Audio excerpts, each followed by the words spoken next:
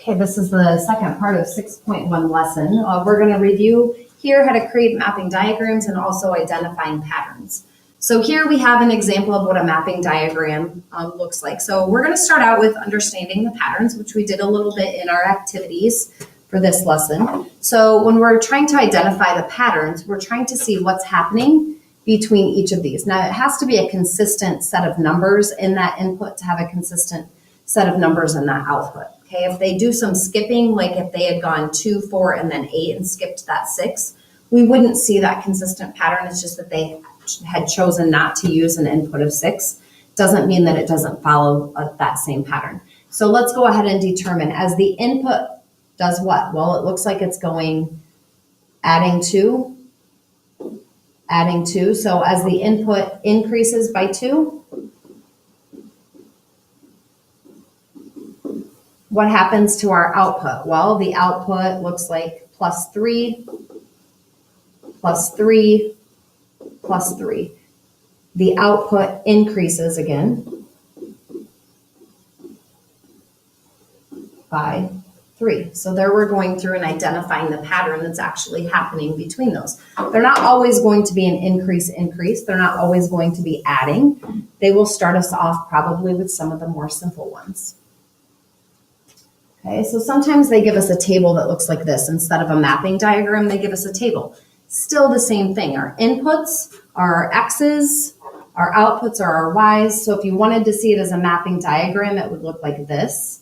I'm just taking that information and writing it vertically. And for some of you, you might need to do this because that's visually what you need. Okay, so let's look to see if we can see a pattern of what's happening. So we go from 6 to 1, maybe subtracting 5. Let's see if that gives us the same thing. If we subtract 5, 1 minus 5, does that give us negative 4? Yes. And then negative 4 minus 5 would put us at negative 9. So what's happening in our pattern? As the X decreases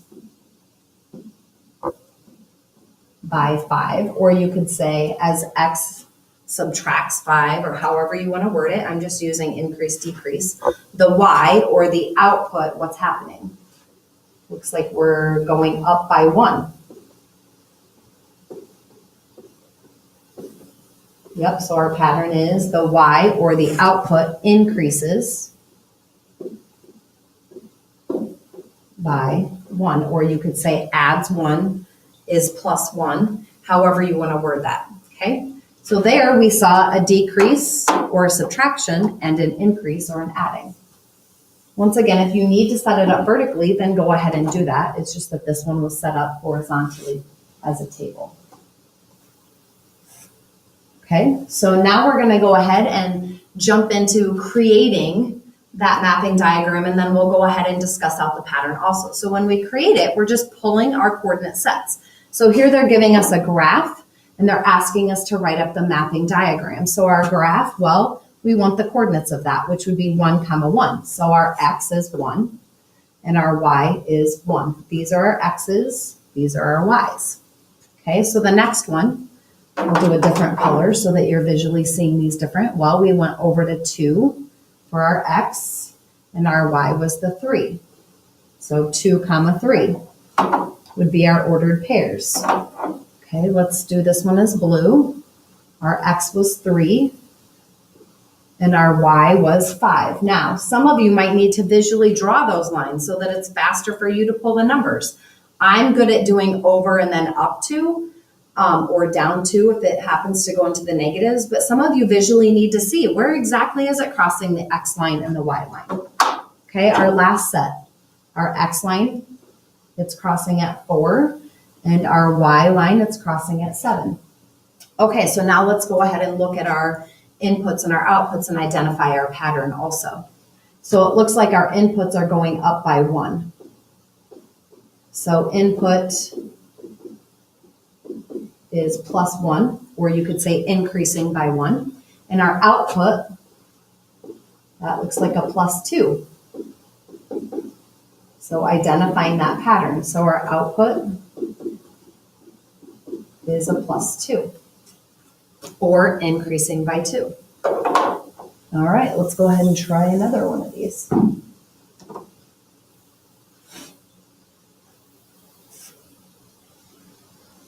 Okay, whoops. Shift one of these off just so that it's not, I'll leave it out here, but we're not gonna do the one on the other side yet. I'll slide it over further so we can see it better. Okay, so our inputs and our outputs. All right, so for this one, well, it's on our X line at 0. Remember, these are X and Y, and on our Y line, it's at 35. Okay, the next one, our X line is 3, and our Y line is 25. So 3 comma 25 if I was doing coordinates. Here, 6,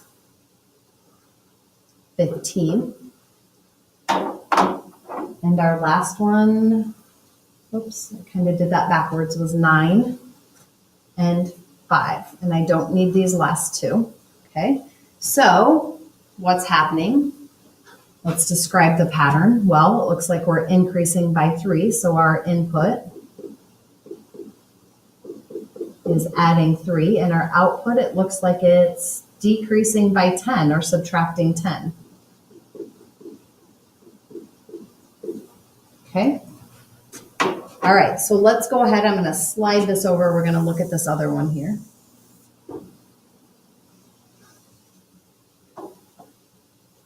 Because it's kind of a different pattern. So once again, let's go through and do our X's and Y's. So our inputs, remember those are our X's, these are our Y's. So my X is -4 and my output is 8. The next dot, -2, 8. What are we noticing about all of our outputs? All of our outputs are going to be 8. Okay, so let's continue. Our inputs then would be 0. And then this one is +2, 4, 6. You can see the pattern even though I don't have another spot. So let's go through and kind of discuss those out. Okay, so our input, what's happening? Looks like we're increasing by 2 every time. So even if you're not comfortable with those negative numbers, you can check off of your positives and then just make sure, would -4 + 2 give me -2? Yes. So it looks like we're increasing or adding 2. What's happening to the output? Is there a change? No, there's no change. Or you could say it stays the same. Okay, so that's working with inputs and outputs, and then also writing up your mapping diagrams, identifying those patterns. Okay, so good luck with this one. I'll slide a set out. You can practice on your own and then check yourself off on those. Okay, so go ahead, pause your video, work your way through this one, and then check it in just a minute.